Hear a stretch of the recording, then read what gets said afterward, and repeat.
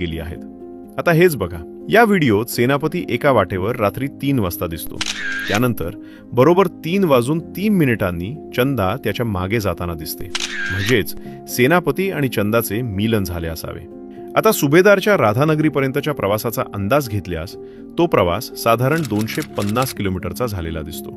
सह्याद्री व्याघ्र प्रकल्पातील चांदोली राष्ट्रीय उद्यानात अधिवास करणारा हा वाघ जानेवारीत राधानगरीत दिसून आला.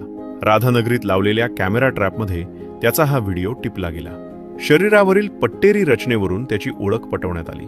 साधारण महिनाभर तो राधानगरीत होता, त्यामुळे तो तिथेच राहणार असे वाटत असतानाच तो पुन्हा सह्याद्री व्याघ्र प्रकल्पात परतला.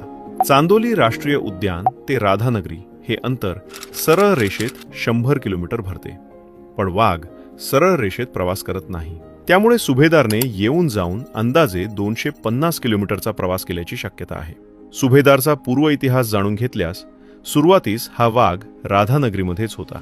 राधानगरी वन्यजीव अभयारण्यामध्ये 23 एप्रिल 2022 रोजी पहिल्यांदाच टिपलेला आणि 13 एप्रिल 2024 पर्यंत त्या ठिकाणीच राहिलेला हा वाघ सह्याद्री व्याघ्र प्रकल्पात 28 ऑक्टोबर 2024 रोजी टिपला गेला. त्याचा सांकेतिक क्रमांक STRT2